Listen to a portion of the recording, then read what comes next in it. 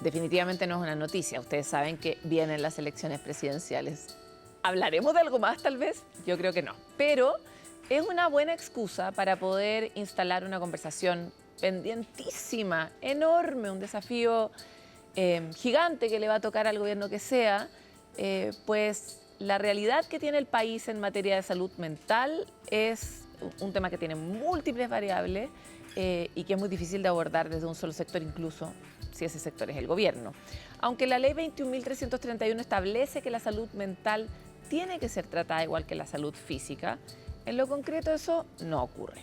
Por eso, cerca de 30 organizaciones entregaron a los equipos de salud de los candidatos presidenciales una propuesta pidiendo, idealmente exigiendo amablemente que se respete la ley y se termine con esta exclusión que prioriza la salud física en desmedro de la salud mental. Para profundizar sobre este tema y ayudarnos a comprender mejor por qué es tan importante una declaración y la organización de organizaciones en esta materia, hoy nos acompaña Carlos Ibáñez, coordinador de esta red de salud mental Es Salud, que justamente aglutina a varias de esas organizaciones, secretario ejecutivo de Psiquiatría de la Sociedad de Neurología, de Psiquiatría y Neurología de Chile, no me alcanzó el aliento, y director de la Clínica Psiquiátrica Universitaria de la Universidad de Chile. Gracias por estar aquí. Gracias por la invitación. Mucho título. Así suena, ¿sí? Largo. Oye, tan largo como el tamaño del problema que estamos enfrentando, en Sanamente, vaya que nos dedicamos a describirlo. Y podría decir que el principal dolor tiene que ver con la falta de visibilidad de las distintas personas que tienen algún problema de salud mental o bien tienen alguna condición específica de neurodivergencia. Como que en general todos estamos bien solos peleándola, ¿no? Y por otro lado tenemos cifras e indicadores que son bien alarmantes.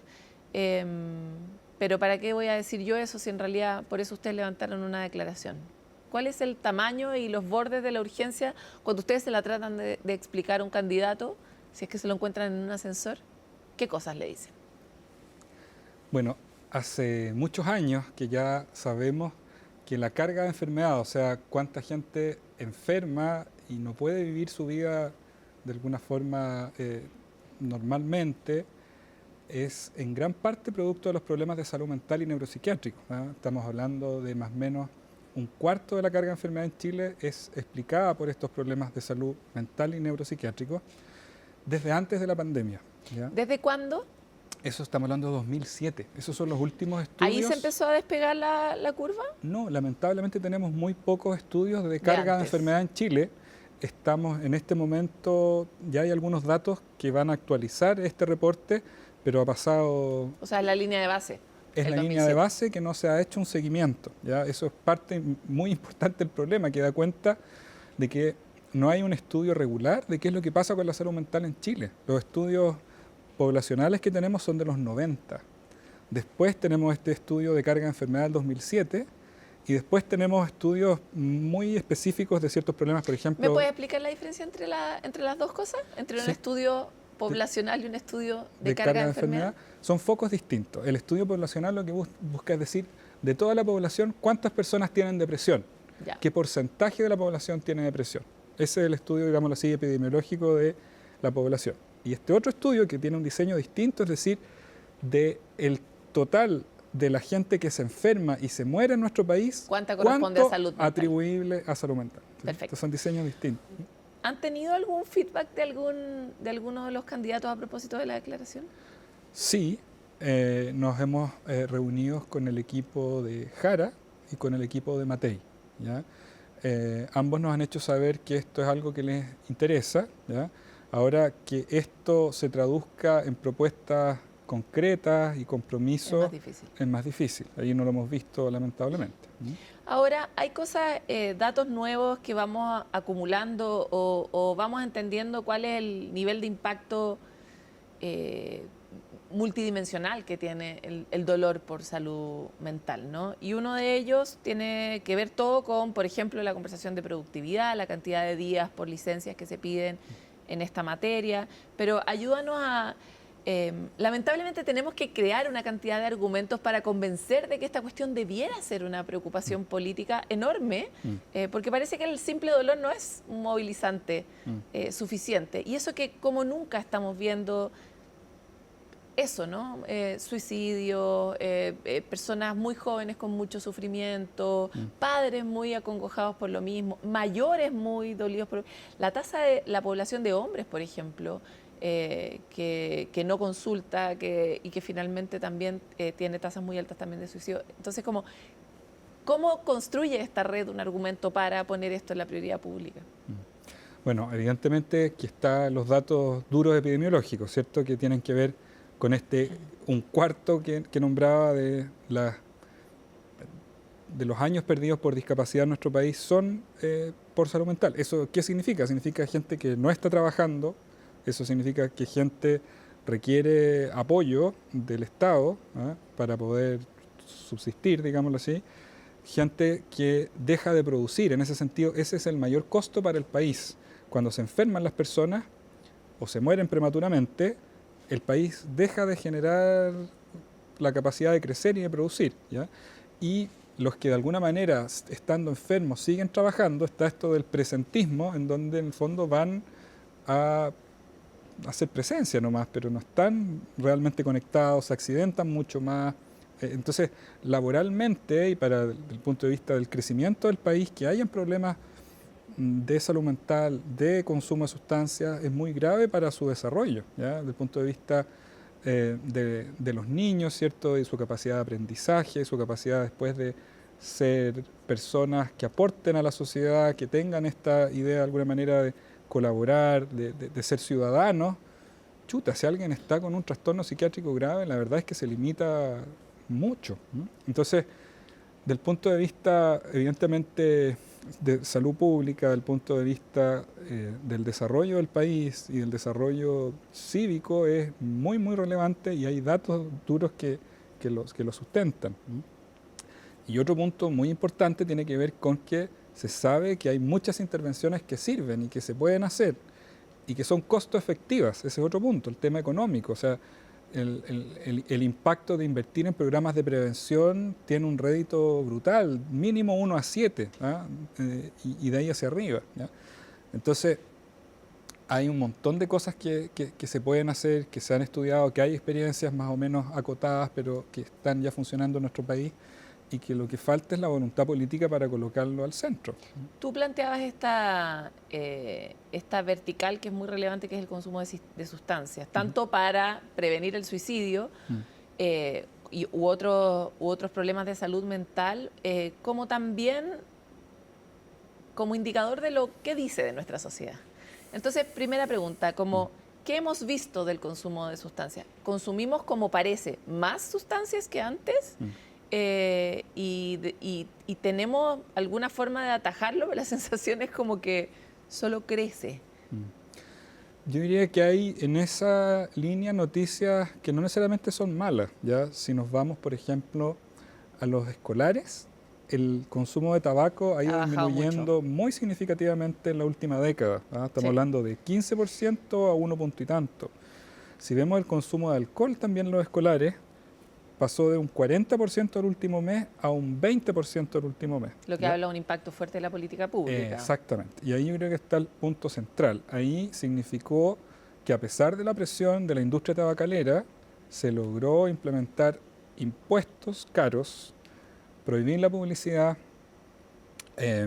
restringir los lugares en donde se fuma, claro. ¿cierto? De hecho, ahora está tratando de avanzar la misma ley para que venga un etiquetado mucho más robusto en tema de alcoholes. El problema es que lo que está debajo de la alfombra es lo que no es legal. O sea, puede venir muy etiquetado, no sé, la cocaína, pero no, son cosas que no se pueden regular. Entonces, en ese otro mundo de la cocaína, de la pasta base, las nuevas drogas, el tusi, y tanto más, ¿no? O las éxtasis, etcétera. ¿Cómo es el consumo?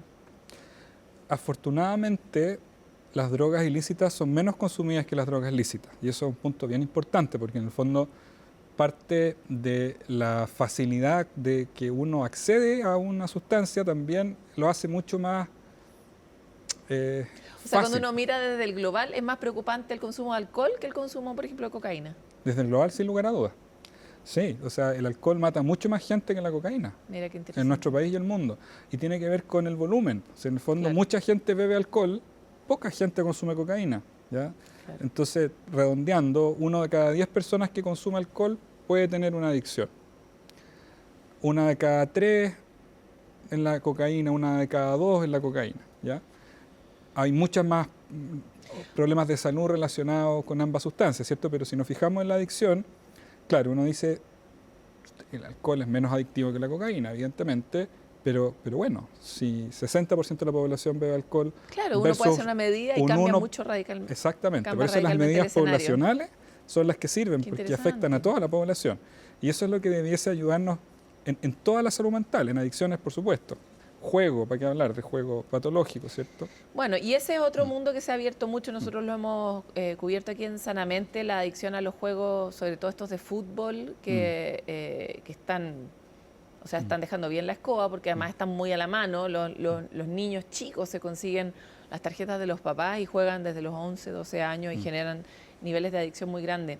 Pero quisiera mirar detrás, o sea, ok, hay 2 cosas muy concretas que se podría hacer. Primero que nada, prohíbe el juego para menores, de la misma forma que lo haces con el alcohol y con las drogas, etiqueta adecuadamente las cosas. Restringir la publicidad o prohibir la publicidad. Que tus grandes líderes no promuevan ese tipo de cosas que dañan a los niños, cuestiones muy concretas, ¿no? Pero hay otras cosas que son culturales y es de qué manera... ¿Por qué llegamos a ser adictos de algo? ¿Qué nos falta? Yo entiendo que la adicción también es una cuestión que se crea en el cerebro y que es de la que es muy difícil salir. No siempre hay una razón emocional para ser adicto, también hay factores biológicos, ¿no? Pero igual hay algo que uno busca cuando trata de salir del mundo. Entonces, ¿qué es lo que como sociedad también podríamos hacer, pensando en ciertos modelos que puedan ser preventivos tal vez desde otros ámbitos? Bueno, efectivamente hay un aspecto biológico muy importante en la adicción, ya que es genético en gran parte. Ya estamos hablando de que al menos la mitad de la conducta adictiva se explica por los genes, ¿ya? Entonces hay que tener mucho cuidado en ese sentido con nuestra herencia, digámoslo así. O sea, si vienes de una familia de gente con problemas adicta, de alcohol, probablemente tú tienes que tener más cuidado. Hay que tener muchísimo cuidado, ¿ya? Ahora, ambientalmente hay muchas cosas que de alguna manera uno puede clasificar como factores protectores, ¿ah? Y ahí hay distintos niveles, ¿cierto? Los factores protectores están a nivel individual, ¿cierto? Que tienen que ver con tener buena capacidad, ¿cierto?, de control de impulsos, ser una persona agradecida a la vida, tener de alguna forma una estabilidad anímica suficiente. Es justo lo contrario de personas, por ejemplo, que tienen depresión, que tienen trastorno afectivo bipolar, que les cuesta mantener una estabilidad y que llegan a consumir muchas veces para aliviar el malestar, sea cual sea el contenido, pero angustias, temas difíciles de lidiar y que el consumo de cualquier sustancia los calma, digamos así. ¿Ya? Eso es el déficit atencional. Hay un montón de trastornos psiquiátricos que se relacionan con el consumo adictivo. ¿Ya? Familiar, por supuesto que familias que son contenedoras, que son acogedoras, que pueden permitir que la persona se desarrolle y comparta lo que le pasa, van a andar mucho mejor, ¿cierto? El colegio, si los estudiantes se sienten participantes de lo que ocurre, se involucran, quieren a su colegio, evidentemente que andan mucho mejor. Quería ¿sí? entrar un poco en el primer punto que planteabas sobre si tienes o no un mejor armado sistema de control de impulsos, porque hoy día sabemos que eso tampoco es como azar. Uno puede formar a las personas y entregarle herramientas en la primera infancia que son súper relevantes para generar como la arquitectura que sostiene el sistema de control de impulsos, ¿no? Y hay cosas suenan blandas, pero son muy concretas, como el amor, como sentirse querido, como sentirse visto, como los vínculos, que son muy relevantes. Voy hasta allá atrás porque de alguna forma el tamaño del problema es tan grande que da la impresión de que hay que hacerlo todo. Por un lado, la política pública que tú planteas, pero por otro lado, ¿qué estamos haciendo? ¿Qué puedo hacer yo desde mi casa con mi hijo? ¿Qué puede hacer el colegio efectivamente para hacer ese lugar que describes y no el que vemos a veces en las noticias, sobre todo en sectores más vulnerables? etcétera. ¿Cómo abordamos desde lo pequeño hasta la política pública este tamaño de problema? Bueno, esa es una de las dificultades de la salud mental, ¿cierto? Que está determinada por tantos factores, es tan multidimensional que es imposible abarcarla por completo, menos aún desde el Ministerio de Salud, ¿cierto? Es una cosa de todas maneras intersectorial y que cada ministerio tiene muchas cosas que hacer para promover la salud mental, ¿cierto? Es determinada socialmente, tiene muchos factores de riesgo y protectores que van, por ejemplo, la primera infancia, ¿cierto? Cubrir todo ese espacio, asegurar las salas cunas, asegurar el desarrollo socioemocional en esa etapa, es fundamental, ¿cierto? Y eso uno no podría plantearlo que es una responsabilidad del Ministerio de Salud, ¿ya? Pero por otro lado, si nos vamos al otro extremo, ¿cierto? Cuando estamos hablando ya de patología y de personas con enfermedad, ahí de alguna manera es lo que levanta más esta red, que tiene que ver con, oiga, ¿sabe qué? No tenemos lugares para tratar a las personas que están gravemente enfermas. Hay un déficit de camas de más de 1000 camas. Vemos que están rechazando las licencias médicas de personas que están enfermas y que requieren reposo. Estamos hablando, por ejemplo, de una tasa de rechazo o de acortamiento de licencias de un 80%, por ejemplo, en las ISAPRES. ¿Ya? Entonces eso significa que está quedando... No, y en las ISAPRES, que se supone que era el lugar más protegido. Y se supone que hay una ley que prohíbe expresamente eso. O sea, hay una ley que explícitamente dice que no se puede rechazar licencias médicas de salud mental en un porcentaje mayor que en salud física. Eso pasa de manera brutal en las ISAPRES. Insisto, un 80% significa que 8 de cada 10 personas que tienen un reposo por salud mental no lo pueden cumplir porque se interfiere, ¿ya? En FONASA es menos dramático, pero igual es impresentable, es el doble. En salud general se rechaza alrededor de un 20, en FONASA un 40. En FONASA un 40. ¿Ya? Esa sería más o menos la similitud en relación ya, a esa tasa. Y vamos a las razones culturales detrás de ese rechazo, porque por algo las ISAPRES y FONASA encuentran que su número está bien o pueden coexistir con ese número. Porque hay todo un sistema que lo permite o que lo valida, y también está esta idea cultural de que la persona que está enferma de salud mental en realidad no está enferma, o que es flojo, o cualquiera de las anteriores o todas juntas. Y me encantaría entrar un poco ahí, porque buena parte de la razón por la que nosotros mismos no decimos que tenemos una enfermedad de salud mental en ciertos contextos es por miedo a lo que el resto de la gente diga. Ahí acaba de estrenarse esta campaña del Ministerio de Salud, entonces me encantaría un poco ver cómo abordar eso. Buena pregunta. Yo creo que esa es la peor cara del estigma. El estigma que tienen las instituciones formales del Estado contra los pacientes de salud mental, que significa que no financian los tratamientos, que la persona que necesita hospitalización o tratamientos especializados termina rebotando, que la persona que requiere un reposo le termina rechazando la licencia, ¿ya? Eso es estigma, con todas sus letras. Y hablar de la salud mental y hablar muchas veces de la salud mental, la verdad es que si es que no se cambia esta forma de estigma, no tiene mucho sentido lo otro. Ahí yo debo ser, por un lado, cierto, crítico con cómo se está celebrando en general la baja de las licencias médicas por salud mental a propósito de las intervenciones de la Contraloría, ¿ya? Evidentemente que aquí hay un espacio muy grande de frescura, ¿ya? Y hemos visto con vergüenza cómo se mal utiliza la licencia médica, ¿ya? Tanto algunos médicos que en realidad son... comerciantes. Y peor que eso, ¿cierto? Delincuentes en el fondo que venden licencia. Y pacientes o pseudopacientes que no son pacientes que se aprovechan del sistema, ¿cierto? Entonces eso evidentemente que es indefendible y es una vergüenza para el gremio y bueno, para todos.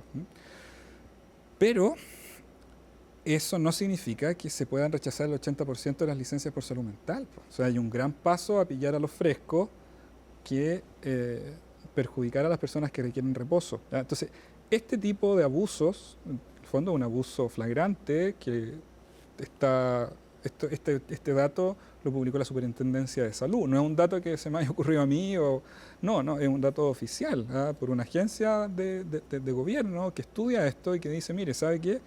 Nuestros supervisados, que son la ISAPRES, están haciendo este rechazo. Nosotros como FONASA estamos haciendo este rechazo, que es ilegal. Eso es estigma, eso no tiene ninguna justificación. Carlos, En esta red de organizaciones que está buscando la visibilidad y la paridad entre ambas saludes, ¿qué casos exitosos se revisan? Porque el problema del estigma es un problema global, no es un problema solo chileno, pero probablemente tiene caras distintas en cada uno de los países y de la misma forma, tal vez hay otros países donde las cosas se abordan de una manera mejor. Entonces, como, ¿qué ejemplos podríamos copiar? ¿Qué experiencias deberíamos reproducir? Porque nosotros que estamos realmente todas las semanas hablando de salud mental, nos produce mucha angustia. Por un lado, recibimos muchos comentarios del nivel de sufrimiento de las personas cotidiano, como que la vida se hace muy difícil, no solo para las personas que tienen algún trastorno o alguna patología, la vida se hace muy difícil, punto. Entonces, ¿qué experiencias podríamos replicar tal vez para ir haciendo esa transformación cultural y también para mover la aguja en materia de política pública a los tomadores de decisiones? Sí, pues es un tema muy complejo, así como la salud mental es tan amplia, es difícil generar una respuesta, digámoslo así, a cómo resolver el problema, ¿ya? Pero yo diría que lo importante para ordenar la respuesta tiene que ver con distribuir de alguna forma las necesidades de la población en una pirámide, digámoslo así, ¿ya? Todos necesitamos promoción de la salud y bienestar general, ¿ya? Y en ese sentido, lo más importante son los determinantes sociales de la salud, que volvemos a hablar, ¿cierto? ¿Qué pasa con la infancia? ¿Qué pasa con el acceso universal a las salas cunas? ¿Qué pasa con estas mamás que de alguna manera tienen que cuidar a sus hijos y no pueden? ¿Qué pasa con...? Y ahí volvemos al desplazamiento. Al loop de todo lo que nos pasa todos los días. Exactamente, ¿cierto? Eso es promoción y después prevención primaria, en el fondo, que es evitar que aparezcan los problemas. Después tenemos la prevención secundaria, que es detectar a tiempo cuando aparecen los problemas. Y ahí ya empezamos recién a entrar en salud, ¿ya? Salud propiamente tal. Y eso se requiere de alguna forma estar muy presentes en los distintos ámbitos, escolar, ¿cierto? Laboral, evidentemente en salud también, ¿ya? Y después tenemos que se detectan a tiempo, tratar a tiempo, que es la terciaria, ¿ya? Entonces uno puede estructurar de esa forma las prevenciones, ¿m? Y definir cuáles son las mejores intervenciones para cada uno de estos niveles. Yo diría que eso es bien importante porque si no, todos hacen todo y todos tenemos que hacer de todo y todos somos responsables de todo y se termina diluyendo. No, uno puede definir en estos niveles qué cosas se pueden hacer y qué cosas no. Ahora, ¿qué temas son importantes? Uno es que si tenemos brechas ya diagnosticadas hace más de 10 años, que evidentemente han ido aumentando, y que no se han ido resolviendo, ya tampoco con este gobierno, a pesar de las declaraciones de que esto iba a ser una prioridad, ¿ya? Tenemos brechas en COSAM, en hospitalizaciones, en hospital de día, en todos los niveles, que no se movió nada la aguja. Entonces, ¿qué cosas concretas podemos mirar? Otros países de la OCDE que financian estos distintos niveles de manera más decidida. O sea, estamos hablando del 10%, por ejemplo, del presupuesto de salud destinado a salud mental. O sea, si decimos 25% de la carga de enfermedad es por salud mental y existen estrategias que tienen evidencia de efectividad y que son costo efectivas, uno diría, bueno, ¿por qué no el 25% del presupuesto de salud se enfoca? Claro, eso es multiplicar por muchísimo lo que hay disponible. Definitivamente, es un ejercicio, pero existen países que destinan el 10 y hasta el 20%. ¿Ya? Claro. Entonces, de eso podemos aprender, en el fondo, es decir, esto nos importa, esto lo vamos a priorizar. Empezar a crecer de a poco, por último. Definitivamente. Es que se parece que queda tan lejos, ¿no? Oye, Carlos, muchas gracias por esta conversación. Muchas gracias por la invitación. Estamos siempre en esta tarea de poner el tema, insistir. Y por supuesto que no somos suficientes, somos solo un canal de televisión. Entonces, aquí es donde ustedes, votantes, ustedes, ciudadanos, ustedes, padres, ustedes, abuelos, ustedes, pacientes, tienen una oportunidad muy concreta de seguir levantando este tema y levantarlo en este año que es tan importante, a ver si se siembra algo para el gobierno que venga y que definitivamente tiene que enfrentar esta realidad que tiene tantos impactos en la vida pública como hemos conversado hoy. Nos vamos a una pausa y venimos con más de Sanamente.